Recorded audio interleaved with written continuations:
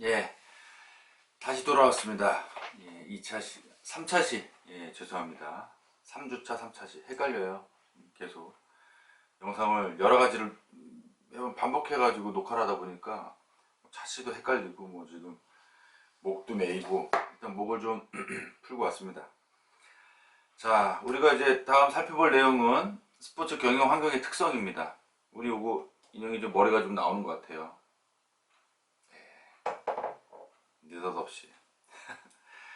자, 우리 그 스포츠 경영 환경의 특성, 스포츠 경영, 일반 경영하고 똑같다고 보기는 하지만, 그래도 스포츠 경영도 어떤 환경, 외부 환경, 내부 환경에 영향을 미치고 있다.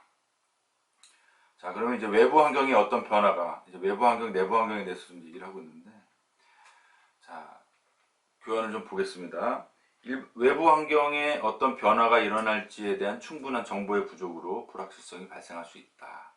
지금과 같은 사태, 지금 딱 어떤 그 시기가 맞는 것 같아요. 이런 부분들 이해하기가. 불확실성에 대응하기 위해서는 지속적인 환경 탐색과 환경 변화에 대한 적응과 관리가 필요하다. 자, 그래서 여기 이제 경영 환경의 불확실성에 대한 내용을 좀 이렇게 표로, 그림으로 나타내고 있습니다. 한번 살펴보겠습니다. 자, 아랫부분이 이제 환경의 복잡성입니다. 뭐 코로나 사태, 예를 들면 지금처럼 코로나 사태가 그 하나의 이제 변수만 있는 게 아니라 그 외에도 뭐 이 코로나 사태와 뭐 미세먼지와 뭐 어떤 뭐 정치적, 지금 또 그 선거 기간이제 총선 기간이잖아요. 그런 부분과 여러 가지 부분들이 영향에 이제 복잡하게 얽혀서 영향을 받을 수 있다라는 얘기를 하고요. 그리고 부분이 앞서 얘기했던 기업들의, 다양한 기업들의 어느 정도의 영향을 미치느냐, 영향이 많느냐, 영향이 적느냐, 중간 정도 되느냐, 이런 부분들에 따라서 이 불확실성에 대한 부분들도 조금씩 나눠볼 수가 있다라는 얘기입니다.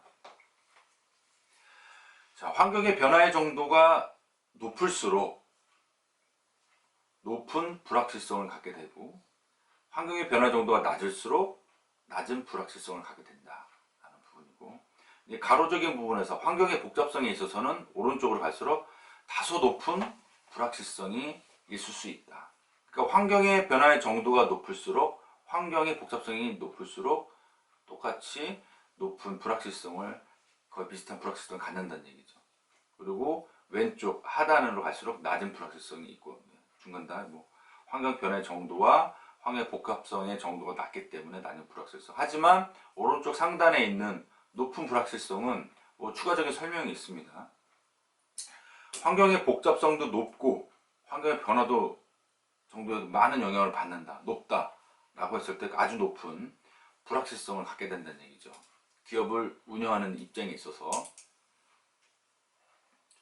자, 그래서 이럴 때에는 상당한 융통성 있는, 유연성 있는 경영이 필요하고 그에 따른 적응력이 요구가 된다라는 얘기입니다. 지금 우리가 한 예로 들을 수 있는 부분들은 조금 전에 얘기했던 2차시 때 얘기했던 것처럼 죄송합니다. 그 항공, 운송 서비스업을 하는 곳들입니다. 대형 항공사들이 여기 이제 환경의 변화 정도가 높고요. 그리고 환경의 복잡성도 높은 요 카테고리, 요 안에 영역에 들어가는 부분이라고 할 수 있겠죠. 여러분들이 그렇게 이해를 할 수가 있습니다. 자, 두 번째, 내부 환경과 외부 환경에 대한 내용입니다. 자, 같이 읽어보도록 하겠습니다. 자, 조직 내부에서 조직 활동에 영향을 미치는 요소를 내부 환경이라고 하고요. 외부 환경이라는 것은 우리 조직의 외부적인 영향에서 미치는 요소를 외부 환경이라고 한다. 그림을 같이 보도록 하겠습니다. 예, 빨간색 점선으로 안에 있는 부분들이 이제 내부 환경이 되겠죠. 우리 조직의 시스템을 갖추고 있는데, 뭐 일을 하는 직원들이라든지 종업원들이라든지 그에 관련된 뭐 사장단, 주주, 이사회에 있는 사람들이, 이 사람들 이게 주로 이제 조직 시스템에 있어서 내부 환경에 영향을 미치는 부분들은 어떤 그 인적인 부분들이 크다는 거죠. 뭐 그것도 뭐 기업의 어떤 기업의 어떤 그 성격에 따라서 다소 이제 조금씩 틀릴 수는 있겠지만, 일단은 내부 환경적인 요소는 이 조직 조직적인 시스템을 중심으로 어떤 직원들, 종업원들과 어떤 주주, 이사회, 어떤 사장단의 영향을 받을 수가 있고, 이 외부적인 환경이라고 하는데, 뭐 인력적인 인적적인 부분에 있어서 소비자의 영향을 많이 받을 수 있다. 그리고 이제 공급업자 또는 금융기관, 경쟁 조직 이런 부분들에서 받을 수가 있는데, 그러한 네 가지의 영향을 주는 주체들은 주로 외부 환경적인 요소라고 하고, 빨간 점선의 안에 있는 조직 시스템을 중심으로 종업원과 주주, 이외 이사진, 사장단들의 영향을 받는 것을 내부 환경적인 요소라고 할 수 있다. 자, 여기까지는 일반적인 얘기니까 크게 어려운 부분들이 없죠. 예, 그렇습니다. 자, 여기에 이제 이렇게 크게 그냥 내부와 외부 환경적인 요소 이렇게 나눠놨지만, 우리가 전전 시간에도 얘기했던 것처럼 이 기업을 경영을 하는 데 있어서, 운영을 하는 데 있어서는 다소 복합적이고 아주 그냥 우리가 복합적인 구조를 가지고 있다고 얘기를 했잖아요. 그렇기 때문에 이 외에도 또 다른 영향들을 받는다. 자, 다음 장에 넘어가면은 같이 볼 수가 있습니다. 자, 우리 조금 전에 했던 것처럼 이제 내부 환경과 외부 환경을 얘기를 하는데, 거기에 이제 과업에 대한 환경과 일반적인 환경이 이제 또 개입이 됩니다. 그렇게 되면서 또 엄청나게 복잡한 구조를 가지게 되는데요. 조직 활동에 직접적으로 영향을 미치는 환경 요소를 과업 요소라고 합니다. 과업 환경. 그리고 간접적인 영향을 미치는 환경 요소를 일반 환경이라고 얘기를 하고요. 이것들이 앞에서 얘기했던 내부 환경과 외부 환경이 이제 복합적으로 나타나서 조금 더 많이 복잡해지는 그런 환경적인 요소에 영향을 받는다라는 얘기를 보여주고 있습니다. 방금 전에 얘기했던 과업 환경, 내부 환경과 외부 환경을 전체적으로 일을 추진하는 데 있어서 영향을 주는 그런 환경들이라고 하고요. 그 이외에 그 동그라미로 점선되어 있는 부분의 바깥쪽에 있는 부분들, 인구 통계학적인 환경, 그 다음에 이제 기술적인 환경, 자연적인 환경, 정치 법률적인 환경, 사회문화적인 환경, 그리고 여섯 번째 경제적인 환경. 이 외에도 조그만한 어떤 다양한 요소의 환경들이 있을 수 있지만, 크게 이렇게 6가지로 나눠서 일반적인 환경이라고 언급을 하고 있습니다. 내용들은 어렵지 않죠. 인구 통계학적인 환경은 인구 구조가 어떻게 되느냐, 영향을 받는 겁니다. 지금 같은 경우에 뒷부분에서도 얘기 나오겠지만, 우리나라도 지금 고령화 사회로 진입했죠. 그래서 이제 고령 사회로 가고 있는데, 이러한 부분들이 인구 통계학적 환경이라고 할 수 있습니다. 우리나라는 이렇게 되지만 또 다른 나라, 이웃나라 같은 일본은 완전 고령 사회로 접어들었죠. 그런 경우. 그 다음에 또 고령화 사회 진입 전인, 예를 들면 이제 인구 통계적 환경으로 봤을 때, 이런 부분들을 얘기했을 때 그 산업들도 많은 변화를 갖게 됩니다. 지금 일본 같은 경우도 그렇고 우리나라도 지금 현재 이제 노인들을 대상으로 한 그런 산업, 이 스포츠 쪽에서도 그러니까 흔히 우리가 얘기할 때 실버 스포츠 산업이라고 얘기죠. 그 실버 스포츠 산업이 많이 부각이 되고 있어요. 커지고 있고요. 이런 부분들은 어떤 트렌드를 읽어볼 때 여러분들이 어떤 노인들과 관련된 스포츠 산업 쪽에서 일을 앞으로 해나갈 수 있는 가능성도 높고, 그런 영역이 좀 더 어떤 좀 가치도 있고, 좀 나중에 본인들이 일을 하는 데 있어서 어떤 중요한 영역 직업으로서의 이제 자리를 매김할 겁니다. 그래서 저희 이쪽 스포츠 쪽에서도 그 지도자 자격증 같은 경우에도 예전에는 그냥 생활체육 지도자라고 얘기했거든요. 요즘에 자꾸 바뀌니까 용어도 자꾸 헷갈려요. 네.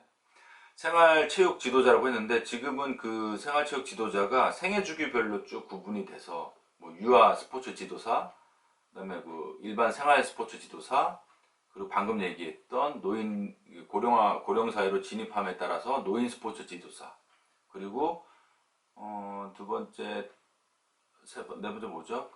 제가 좀 용어가 생각이 안 나는데, 특수체육 그쪽이죠.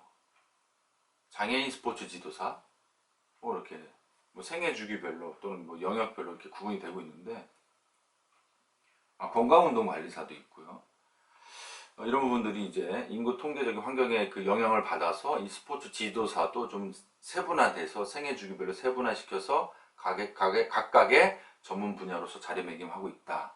그렇기 때문에 여러분들이 그 지도와 관련된 어떤 영역에서의 어떤 직업을 구하기 위해서는 그 생애 주기별로 구분되어 있는 그러한 스포츠 지도사 자격증을 취득을 해야 될 때 영향을 받고 있다는 얘기죠. 자, 다음은 이제 기술적인 환경이죠. 이 기술적인 환경은 뭐 여러분들 잘 아는 것처럼 지금 이제 4차 산업혁명 시대에 들어오면서 이 스포츠 다른 영역들도 그렇지만 저희는 이제 스포츠 경영을 얘기하고 있기 때문에 이 스포츠의 부분에 있어서도 많은 변화가 있었습니다. 많은 변화가 있었고요. 뭐 그 중에 이제 키워드가 되는 다양한 용어들이 있죠. VR, AR이라든지 IoT라든지 뭐 이런 부분들이 ICT, 스포츠 ICT, 뭐 5G 얘기하고 이런 부분들이 이제 스포츠를 경영해 나가는 환경에 있어서도 다양한 영향을 받고 있고 미치고 있다. 이런 분이 일반적인 환경이고요. 자연환경은 지금 같은 환경도 그렇게 볼 수 있겠죠. 예, 미세먼지가 많아짐으로 인해서 뭐 예를 들어서 뭐 스포츠 학생들 체육 활동도 바깥 활동보다는 실내에서 할 수 있는 다양한 프로그램들이 만들어지고 있고, 거기에 따라 또 뭐 스크린 체육 교실이라고 하나요? 스크린 축구, 뭐 스크린 야구, 스크린 골프 기존부터 나왔지만 뭐 스크린 승마, 스크린 사이클 다양한 것들이 이 4차 산업혁명과 맞물려 가지고 이 자연환경과 또 맞물리면서 변화를 하고 있다. 지금 얘기하고 있는 그런 환경들이 그 단순하게 그 한 가지의 요소에 의해서 영향을 받을 수도 있지만 대부분은 복합적인 요소들의 영향을 많이 받고 있습니다. 상당히 좀 복잡해지는 거죠. 그렇기 때문에 2차 시대 때 얘기했던 것처럼 어떤 그 경영자로서의 갖춰야 될 그 자질들을 얘기할 때 개념적인 자질 이런 부분들이 아주 좀그 위쪽의 상단으로 갈수록 많이 필요로 하는 그런 자질이라고 얘기할 수 있겠습니다. 그 다음에 이게 상당히 지금 그 환경에 대한 얘기를 할 때 지금 시점이 아주 딱 맞아떨어지는 시기인 것 같아요. 총선도 있어서 4월 15일 날 휴강이죠. 예. 정치 법률적인 환경이 영향을 받습니다. 그 대부분의 그 입법을 하는 사람들을 우리가 뽑는 거잖아요. 근데 이제 그 사람들이 다음 그 뭐라고 할까요? 직업이죠. 그 사람들도 그 사람이라고 좀 그러나요? 그분들도 직업을 갖기 위해서 자기가 다시 한번 그 선거를 통해서 어떤 그 국회의원으로서의 어떤 직업을 받아야지만 본인이 하고자 했던 그 어떤 그 일들을 쭉 이어서 갈 수가 있겠죠. 이런 부분들이기 때문에, 그리고 또 이제 거기에 영향을 받아서 뭔가 준비를 해 나왔던 그런 기업들, 또 뭐 그런 일을 추진했던 사람이 다음에 또 그 국회의원의 일을 해야 그 과정 안에서 어떤 일을 추진했던 기업들도 계속해서 준비하고 나갈 수가 있겠죠. 만약에 다른 사람이 된다고 하면 좀 더 변화를 다시 한번 줘야 되는 이런 부분들이 있습니다. 우리가 뭐 여기 수업 시간 정치를 뭐 깊게 얘기할 필요는 없지만 이 정치 법률적인 환경도 영향을 준다. 사회문화적인 환경 부분들도 있습니다. 사회문화적인 것은 뭐 전반적인 내용이기 때문에 뭐 굳이 설명 안 해도 여러분들이 이해를 할 수 있을 것 같고요. 그 다음에 이제 경제적인 환경도 들어오겠죠. 지금 현재도 상당히 이런 부분들에 영향을 많이 받고 있습니다. 지금 그 경제가 많이 돌아가지 않고 자꾸 침체되고 있기 때문에 뭐 금융기관에서 대기업이나 뭐 중소기업이 됐던 뭐 소상공인이 됐던 다양한 어떤 대출 자금을 통해서 그 경기를 다시 한번 흐름을 선순환시키려고 노력하는데 이런 부분들이 경제적인 환경에 영향을 받는다라고 얘기할 수 있겠습니다. 자, 그래서 종합을 해보면, 자, 우리가 이제 경영을 해 나가는 상황에 있어서 일반적으로 크게 내부 환경과 외부 환경으로 나눠지는데, 이 내부 환경과 외부 환경은 이 과업을 위한 환경에 직접적인 영향을 미치는 요소들이고, 이 외에 다른 일반적인 환경도 존재를 하는데, 이런 부분들, 뭐 인구 통계, 기술 환경, 자연, 정치 법률, 사회 문화, 경제적 환경에 영향을 받는다. 이 뒷부분은 이런 내용에 대한 구체적인 설명을 하고 있는데, 제가 이미 한번 설명을 했지만 읽어보면서 체크를 다시 한번 해보겠습니다. 경제적인 환경이라는 것은 경제적 성장으로 스포츠 소비자들의 라이프 스타일이 변화했고, 과거에는 접하기 어려웠던 스포츠에 대한 관심을 증가하고 있다. 그렇게 되면서 하단에 그림이 뭐 골프라든지 승마, 결국은 뭐 시간이 흐름에 따라서 경제적 성장으로 이러한 스포츠에 참여하는 사람들이 점점점 늘어나고 있고, 이와 관련된 산업도 동시에 성장하고 있다라고 하는 얘기를 하고 있는 겁니다. 지금 골프 같은 경우에는 많이 성장을 했고 하고 있지만, 지금 이제 그 반대로 역효과도 나타나고 있어요. 저희 이제 관광론 수업에서는 언급을 좀 했지만, 이 골프장들이 국내에 많습니다. 지금 정확한 개수는 제가 파악이 안 되지만 약 500개 정도가 운영이 되고 있는 걸로 알고 있고요. 근데 그 500개 골프장들이 다 잘 되고 있는 건 아니에요. 그 500개까지 올 때까지는 상당히 성장 단계에 있었는데, 지금은 거의 포화라고 하기에는 부족하고요. 왜냐하면 인구 대비해서 골프장은 더 많아야 됩니다. 지금 그 골프 산업의 그 크기에 비추어 봤을 때는. 그런데 이게 뭐냐면, 이 골프 산업을 얘기할 때 단순히 골프장만 이용을 하지 않고 골프와 관련된 관광도 포함을 하고 있어요. 근데 그 골프와 관련된 관광이라는 게 국내에서만 이루어지면 다행인데요. 여러분들 좀 감을 잡았겠지만, 이 골프 관광이라는 것이 해외로 빠져나가게 되면 저희 전체적인 골프 산업에 대한 어떤 그 관광 산업까지도 파이는 커졌다고 볼 수는 있지만, 빠져나가는 부분들이 있습니다. 결국은 골프 관광을 이제 해외로 나가게 되는, 대부분 동남아로 많이 가게 되는데요. 좀 저렴하죠. 근데 이제 거기서부터 문제예요. 관광을 하기 위해서 그 예를 들면 비행기 타고 나가잖아요. 비행기는 우리나라 비행기를 이용할 경우, 뭐 해외 항공사를 이용할 경우들도 대부분 있겠지만, 그래도 골프를 하시는 분들 보면 그래도 좀 뭐라 그럴까, 국내 여행사를 이용하는 부분들이 많이 있습니다. 그리고 골프 관광 그 어떤 그 뭐라 그럴까요, 패키지, 관광 패키지, 골프 관광 패키지도 많이 만들기도 하고.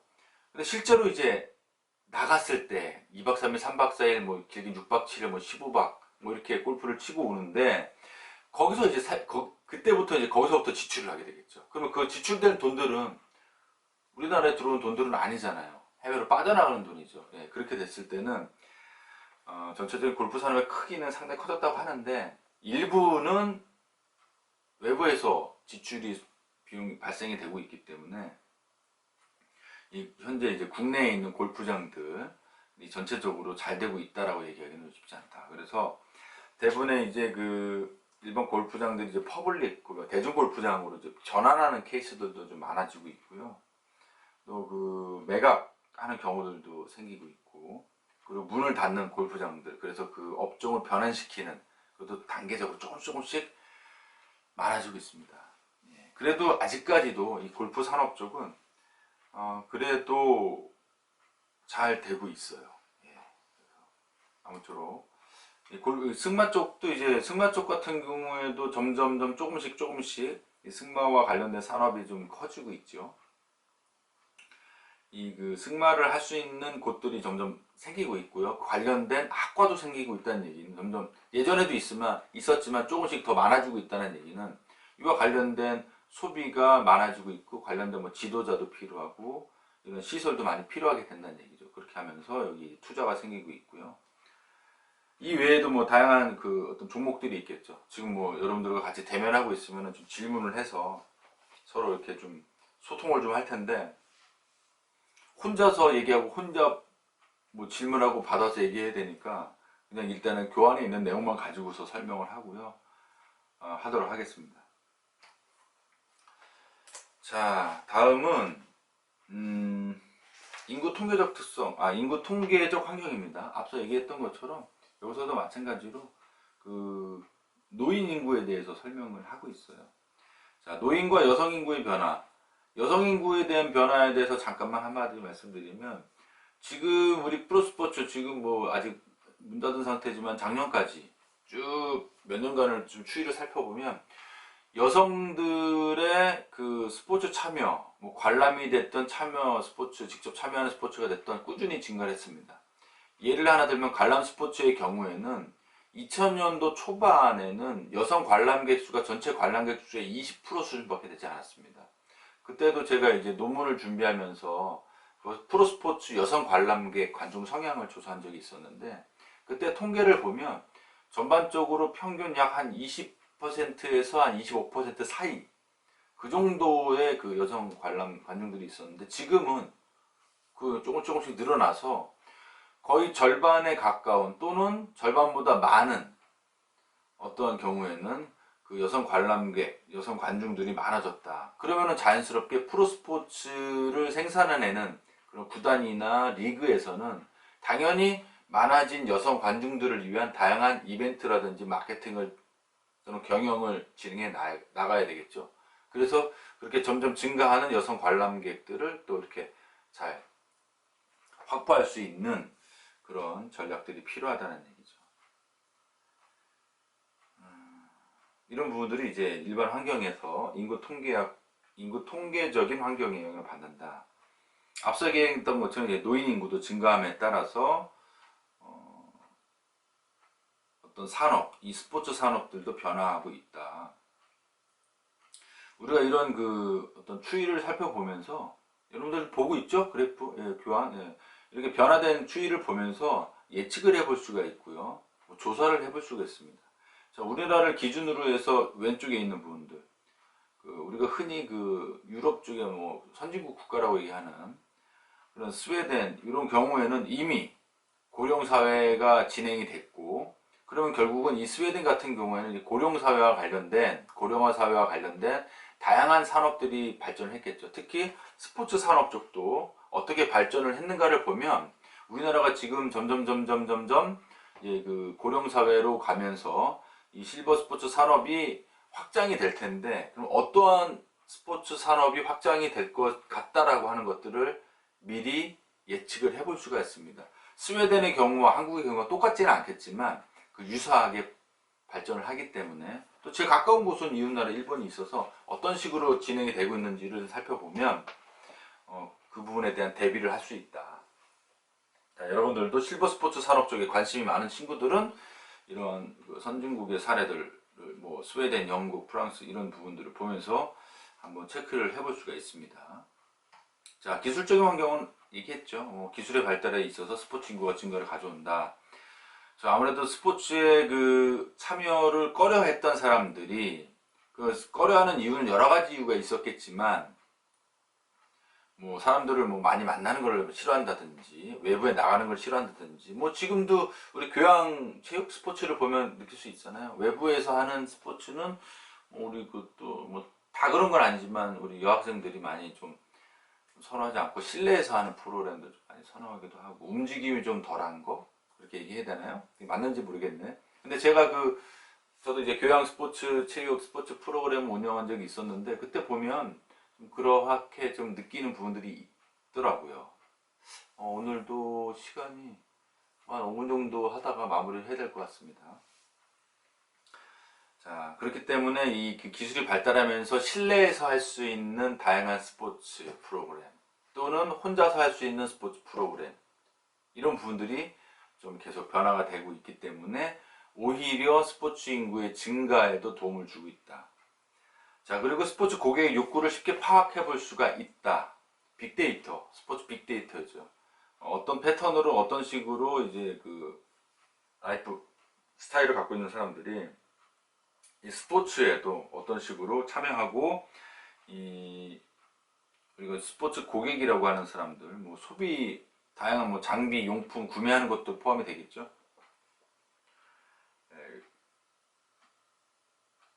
자, 그리고 기술의 발달로 스포츠 고객의 욕구를 충족시킬 수 있는 수단이 증대되고 있다. 사회 문화적 환경의 영향, 환경에 대한 관심 증가로 여기서는 이제 자연적인 부분들을 얘기했네요. 자연을 훼손하지 않는 스포츠 시설의 개발이 중요해지고 있다. 이런 건 사회 문화적 환경의 영향이다라고 할 수 있고요. 밑에 하단에 있는 건 스포츠 낚시라고 얘기하고 오른쪽에 있는 그림은 윈드서핑. 잘 알고 계시죠? 이 윈드서핑은 무슨 얘기를 하는 거냐면 동력을 이용하지 않고 무동력으로 할 수 있는 스포츠가 증가를 한다는 얘기를 하는 겁니다. 이 얘기는. 그리고 왼쪽도 마찬가지로 뭐 특별한 장비 없이 그냥 이제 낚싯대로 해서 본인이 들어가서 하는 낚시, 스포츠 낚시를 얘기하는 거고요. 이런 부분들이 사회문화적 환경에 영향을 받고 있는 부분들이다. 자, 우리가 여기까지 일단은 알아봤습니다. 제가 좀 정리를 하면서 마무리를 하려면 지금 시점에서 좀 얘기를 해야 돼서요. 네.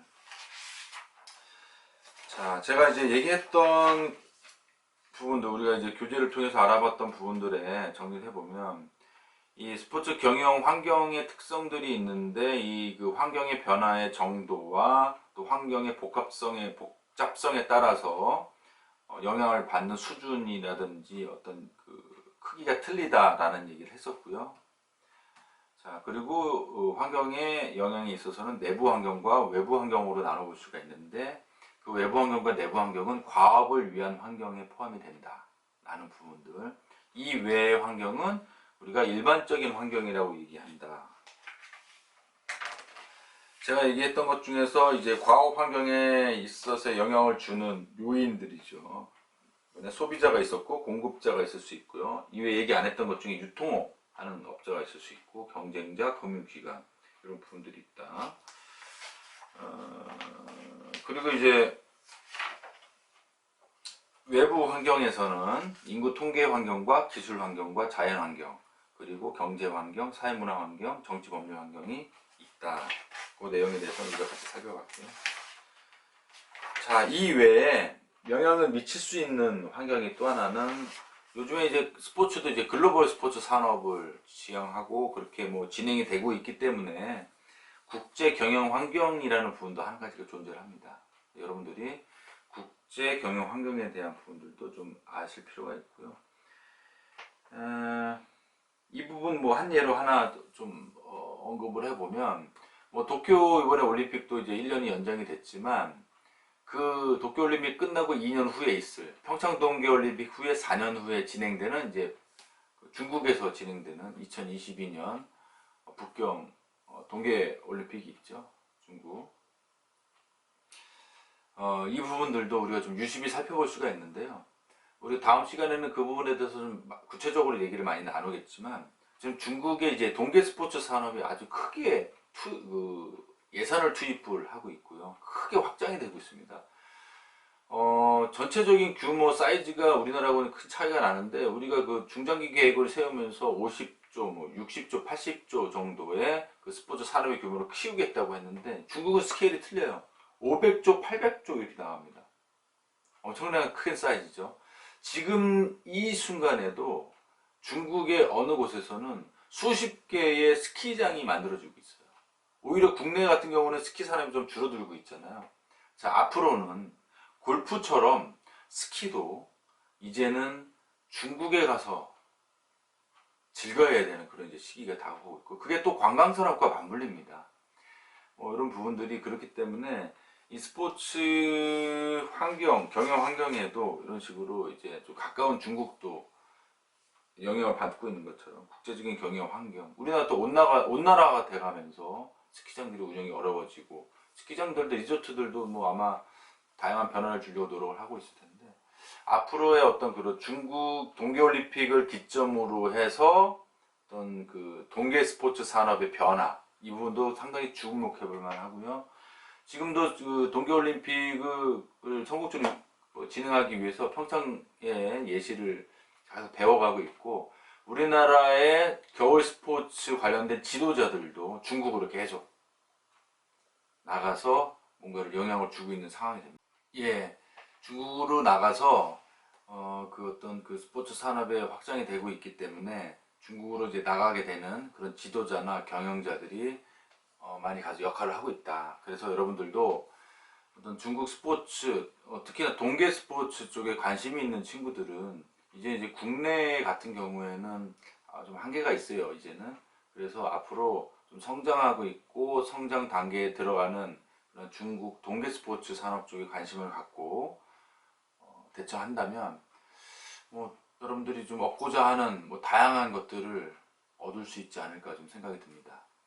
자, 그래서 우리가 다음 시간에는 한번 중국 스포츠 산업에 관련된 부분도 뒤쪽에 가면은 좀 다룰 일이 있겠지만 한번 체크를 해봤다가 중국 스포츠 산업, 좀 전에 이제 제가 국제 경영 환경에 대해서 얘기를 하다가 이 부분을 언급을 했기 때문에 스포츠 경영 환경의 변화에 대해서 좀 정리를 해 나가면서 중국 스포츠 산업의 변화, 동계 스포츠 산업의 변화 이 부분도 좀 잠시 언급을 한번 해보도록 하겠습니다. 자, 여러분들이 이 수업도 한 학기 동안 듣게끔 되어 이렇게 설정이 되어 있잖아요. 근데 좀 어떻게 보면은 뭐 스마트 캠퍼스 그 시스템 때문에 이렇게 된 영향이 있는데 여러분들이 지금 뭐 분산돼서 좀 듣고 있어서 뭐 괜찮다고 하는데 제가 볼 때는 분산돼서 듣는 게 아니라 좀 나중에 몰아서 듣는 경우가 생기지 않을까. 그래서 학교 당국에서도 조금 판단을 잘못하고 있는 게 아닌가. 가능한 한 그 수업 시간대에 뭐 기간을 좀 짧게 둬서 빨리 듣게끔 하는 게, 그래서 출석률, 학습률을 빨리 높이는 게 중요하지. 뒤쪽에 가면요 또다시 과부하가 걸릴 것 같아요. 왜냐면은 여러분도 그 생각하듯이 다른 사람들도 그렇게 똑같이 생각하고 있거든요. 그래서 여러분들이 시간 될 때 틈틈이, 특히 언제냐, 제가 볼 땐 주말에 잘 안 들을 것 같은데 안 듣는 시간대, 새벽 시간 이럴 때 한번 좀 틈틈이 좀 학습을 완료해 놓으면 나중에 좀 혼란이 안 올 것 같아요. 이거 온라인 시스템이기 때문에 수정을 못 합니다. 그래서 뭐 출석, 학습률, 뭐 과제, 제출 이런 거 있었을 때 여러분들이 잘 체크를 해야 되는데 이 한 과목만 듣는 게 아니잖아요. 여러 과목을 듣다 보면 놓칠 수가 있거든요. 그러니까 여러분들 미리미리 체크를 해서 나중에 또 다른 혼란이 생기지 않도록 좀 조심할 필요가 있을 것 같습니다. 자, 그럼 오늘 수업은 여기서 마치도록 하고요. 제가 중간에 잠깐 25분 정도에 끝내려고 했는데 이게 조금 지나가면서 끊겼어요. 그래서 어쩔 수 없이 이어지는 편집을 조금 했으니까 이 부분 양해 부탁드립니다. 자, 그러면 다음 주 4차시 때 만나도록 하고, 만약에 이 수업의 형태가 좀 변경이 될 때 여러분들 이렇게 미리 공지해서 착오가 없도록 체크하도록 하겠습니다. 자, 수고하셨습니다. 안녕.